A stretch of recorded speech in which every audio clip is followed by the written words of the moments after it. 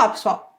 Nesse vídeo, a gente vai aprender a como definir funções dentro de outra função. Quando que é indicado fazer isso e como fazer isso do jeito certo. Nessa aula, a gente não vai aprender nenhuma nova construção, a gente não vai adicionar nada novo em relação à nossa linguagem ML. Ao invés disso, a gente vai pegar tudo que a gente já aprendeu até aqui para tentar aprender a fazer algumas coisas que a gente ainda não sabe como fazer. As expressões LET que a gente aprendeu na aula anterior, ela vai oferecer para a gente tudo que a gente precisa para aprender as coisas novas nessa aula aqui. E o ponto-chave nessa aula, que tem que ficar marcado dessa aula, é que os bindings que a gente coloca lá em uma expressão LET, pode ser qualquer bind possível na linguagem ML. E a gente já aprendeu que função nada mais é do que um tipo específico de binding. Então, qualquer lugar em que você consiga colocar uma expressão LET, a gente também consegue colocar um bind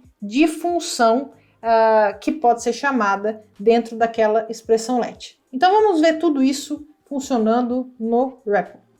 Bom, então eu tenho aqui o nosso REPL aberto, certo?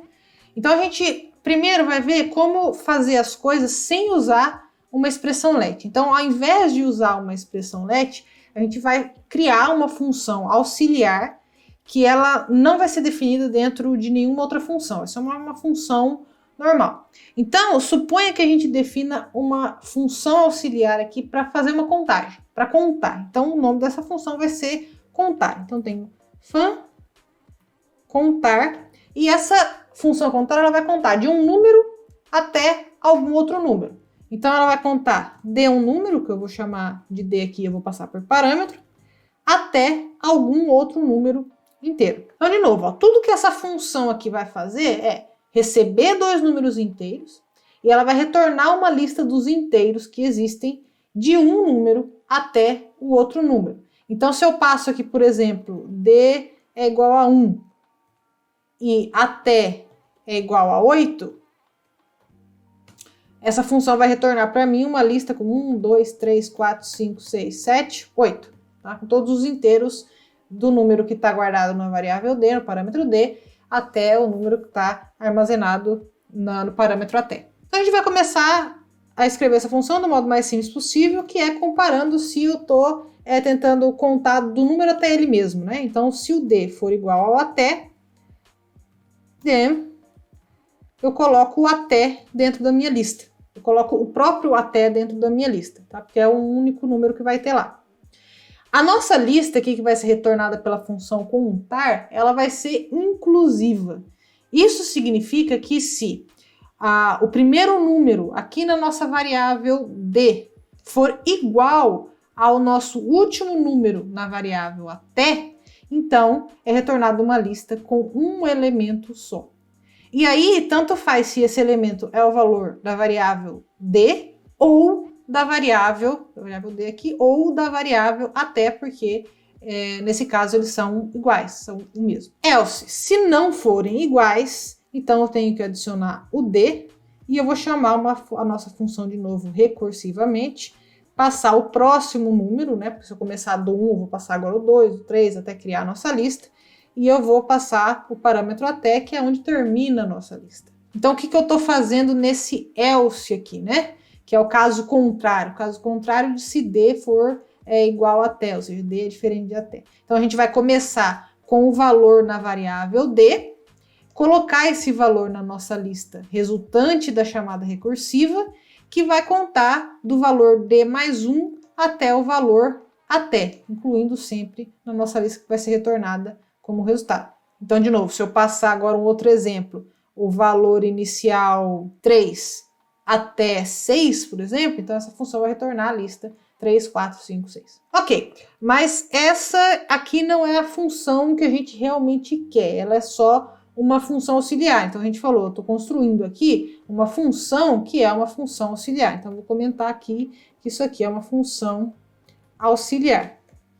O que a gente realmente quer é uma função que consiga contar de 1 até algum número qualquer. Essa função, então, ela vai receber só um parâmetro x, que vai ser do tipo int, e agora ela vai fazer a contagem, o que vai ser bem fácil se a gente usar a nossa função auxiliar, essa função que a gente acabou de criar. Então agora eu quero uma função que ela vai chamar contar de 1 até, e ela vai receber um único parâmetro que vai representar para mim esse até. Até quando, de 1 até quando eu quero contar. Bom, essa função é bem simples. Basta eu chamar a nossa função auxiliar, que é a função contar. Então eu passo para ela 1, que eu quero contar de 1 até determinado valor. Qual valor é esse? O x passado por parâmetro.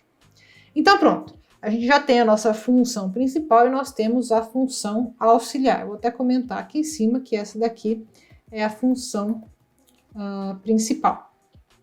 Vou salvar e vamos testar esse código. Então, Ctrl C, Ctrl S, use.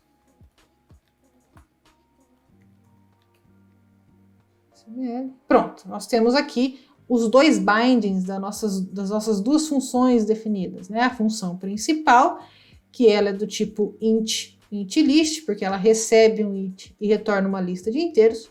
E eu tenho a função contar, que ela é do tipo int list, porque ela recebe 2 inteiros e ela retorna uma lista de inteiros.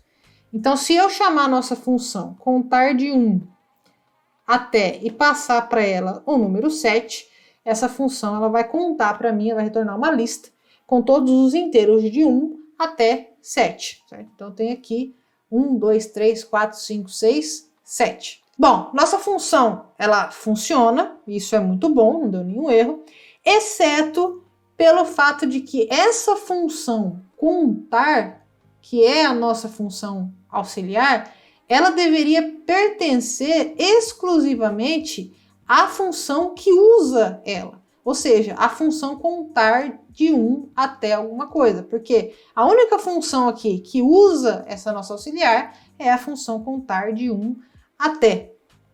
Então, o que a gente pode fazer aqui é usar uma expressão let para fazer exatamente isso. Fazer com que a função auxiliar contar, ela pertença à função contar de 1 até. E aí a nossa função contar de 1 até vai ser a única função no nosso programa inteiro que vai conseguir usar a nossa função auxiliar. Bom, como exatamente a gente pode fazer isso? Então eu vou tirar esse contar daqui e vou substituir isso por uma expressão let. E como entre o let e o in da minha expressão let eu posso definir qualquer tipo de binding, isso significa que eu posso pegar a minha função auxiliar inteira e colocar ela dentro dessa expressão let. Então eu posso simplesmente copiar a minha função aqui de cima e colocar ela dentro da minha expressão let. E essa função ela vai poder ser usada no corpo da minha expressão let, então aqui eu posso chamar a função contar e ela vai contar de 1 até x, que é o parâmetro da minha função contar de 1 até. Quando eu faço isso, que a gente acabou de fazer, definir a função aqui na expressão let, significa que eu quero que essa função auxiliar contar, ela pertença somente ao escopo, lembra do conceito de escopo, dessa função contar de 1 até. E essa função auxiliar, ela vai estar no ambiente, na hora que forem ser feitas as avaliações e a checagem de tipo de contar até 1, e ela vai poder ser usada somente no corpo dessa expressão let, somente aqui no corpo da expressão let, só que eu consigo chamar essa função. Bom, desse jeito que está aqui, a nossa função contar, que é auxiliar, ela pode usar a recursão, porque isso é uma definição de função. A função ela pode ser definida em termos dela mesma, tá? Então, aqui eu posso usar a recursão. E ela também pode ser usada em bindings posteriores dentro da expressão let. Tá? E, claro, ela pode ser usada no corpo da função. Então, eu posso definir outros bindings aqui embaixo, na minha expressão let, e eu posso usar essa função também aqui dentro no corpo, do jeito que a gente usou aqui. Bom, salvei. Vou executar para ver o que acontece, Ctrl D. Antes de qualquer coisa eu vou apagar essa função aqui, porque agora ela não precisa mais, ela está definida dentro da minha função contar de 1 até, vou salvar de novo, Ctrl D, Ctrl C, Ctrl S. Pronto. Bom, não deu nenhum erro, mas aconteceu uma coisa interessante aqui, que é, O único binding que apareceu aqui agora é a da função contar de 1 até. Veja que o binding da nossa função contar, que está definida dentro da expressão let, que está definida dentro da função contar de 1 até, ele não aparece aqui, porque ele é exclusivo da nossa função, uma função auxiliar exclusiva. E se a gente tentar chamar a função contar direto aqui, então, por exemplo, de 1 até 2, que seja, ela não é encontrada. Então, o REPL retorna um erro de unbound variable or constructor, porque ele não acha essa função no nosso arquivo. Mas, ele pode não achar, mas ela está definida lá, e ela é usada pela função contar de 1 até. E para eu verificar se ela de fato está sendo usada, se está tudo retornando certinho, basta eu chamar a nossa função principal, que é contar de 1 até.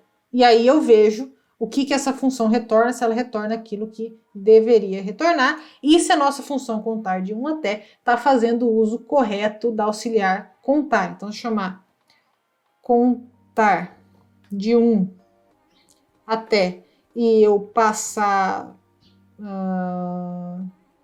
7 para ela vai contar de 1 a 7 para mim. Muito bem, mas vamos ver aqui agora um negócio mais legal. Simplificar e deixar ainda mais bonito o nosso código. Aqui onde nós definimos nossa função contar, eu na verdade não preciso dessa variável até que foi definida aqui.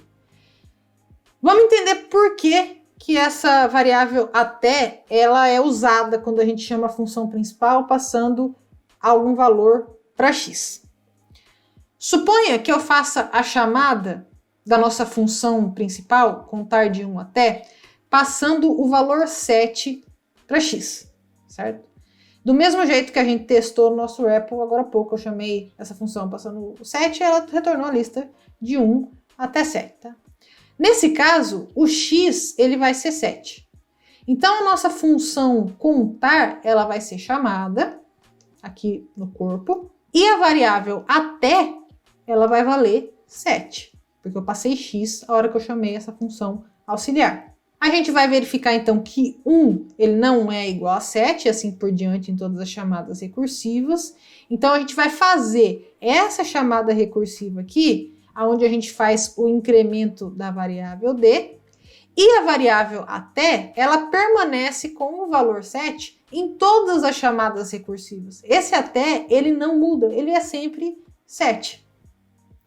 Até porque eu quero contar até 7, então não faz sentido eu alterar essa variável. E se não faz sentido eu alterar ela, e ela é sempre o mesmo valor, por que eu tenho que ficar passando essa variável em toda chamada recursiva que eu faço? Se eu já tenho esse valor 7 armazenado na minha variável x, que está no ambiente visível na hora que eu estou executando a minha função contar. Então, o que a gente pode fazer? A gente não pode usar esse x aqui no lugar da nossa variável até? Não daria na mesma? Então, o que eu posso fazer é tirar a nossa variável até daqui de cima, deixar só a variável d, e eu também tiro ela aqui de uso, daqui de baixo, então é uma chamada recursiva, porque eu não preciso mais dela. Aonde mais eu uso? Aqui, no até. Só que x aguarda o mesmo valor, então eu posso usar x ao invés de até, e aqui também eu posso usar x ao invés de até. E aqui eu não preciso mais usar o x para passar, para chamar, né, a nossa função contar. Essa troca que a gente fez aqui de tirar a variável até e usar o x em todas as chamadas, ela faz sentido porque aqui nessa expressão let e, portanto, nesse binding de função, no binding da função contar, o x que eu passei por parâmetro para a função contar de 1 até, ele está no nosso ambiente e ele pode ser usado aqui dentro. Então não faz sentido ter uma cópia desse valor ou passar ele 2 vezes. Então vamos testar isso aqui. Ctrl+C, Ctrl+D.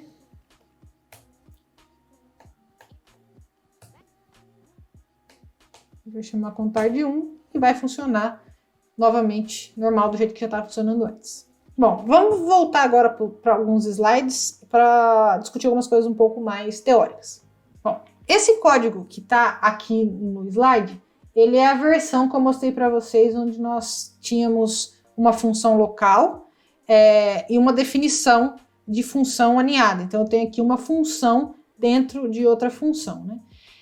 Nós temos nós temos então a definição de contar dentro da função contar de 1 até, mas aqui a gente ainda tem o parâmetro até, que como nós vimos, ele é desnecessário, ele pode ser tirado daqui. Bom, isso é um bom começo para entender o porquê que esse alinhamento de função funciona e para entender que isso é uma boa prática de programação, mas é uma boa prática de programação somente se essa função contar ela for realmente usada somente pela função contar de 1 até. Se você quiser que essa função contar ela possa ser usada em outras partes do seu programa, então ela vai ter que ser definida fora da função contar de 1 até, em outro lugar que não ali dentro localmente. E a segunda versão que a gente viu é essa daqui, em que a função contar ela não tem mais o parâmetro até, ela está definida internamente da função contar de 1 até, e ela não tem mais aquele parâmetro até, porque a gente já não precisa mais dele, tá? E para isso aqui funcionar, essa função contar, ela vai ter que ser definida no mesmo escopo em que a variável x é definida. A variável x está definida onde? Ela está definida como parâmetro da nossa função contar de 1 até. E por isso você pode usar x para substituir a variável até e tirar essa variável da passagem de parâmetro nas chamadas recursivas. Bom, tudo o que a gente fez aqui foi usando as coisas que a gente já aprendeu. Veja que nada de novo foi adicionado. A gente usou os conceitos que a gente já tinha para aprender a usar, a escrever coisas novas. O que a gente está fazendo aqui, na verdade, é procurar por x no ambiente, no mesmo ambiente em que a gente também definiu a função contar. Bom, então, quando que eu deveria usar as funções aninhadas e quando eu não deveria usar as funções aninhadas e definir ali a minha funçãozinha auxiliar normal?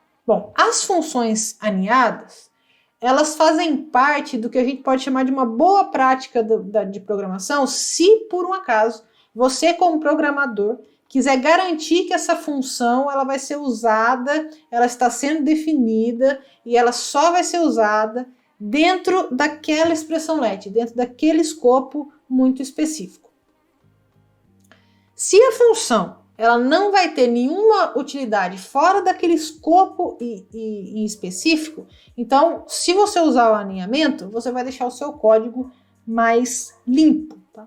Um outro caso em que é bom usar a função aninhada é quando você quer garantir que nenhum outro código no programa vai usar a função que você escreveu do modo errado. Então, por exemplo, a função ela precisa ser chamada de um modo específico, senão ela não funciona direito. Então, você limita o escopo daquela função, o escopo que ela pode ser chamada, que daí você vai evitar, ou pelo menos vai dificultar a chance desse erro ocorrer. Porém, veja que usar o alinhamento de função, isso que a gente acabou de aprender, nem sempre é bom, nem sempre é uma boa ideia, tá? Existem vantagens e desvantagens que você tem que considerar a partir do momento que você entende como que você faz uso disso.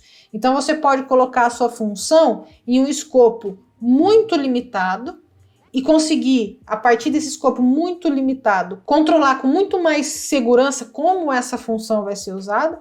Ou você pode pegar essa função e colocar ela num escopo muito abrangente, de modo que você permita que o reuso dela seja muito fácil. Qualquer outro programador, qualquer outro código pode fazer reuso dessa sua função. De qualquer modo, nós vimos que em ML é possível definir funções alinhadas e a gente viu como fazer isso de um modo que seja conveniente. Eu espero que vocês tenham entendido. Se você gostou, deixa o like aqui embaixo e não esquece de se inscrever no canal para não perder nenhuma próxima aula. Vejo vocês lá.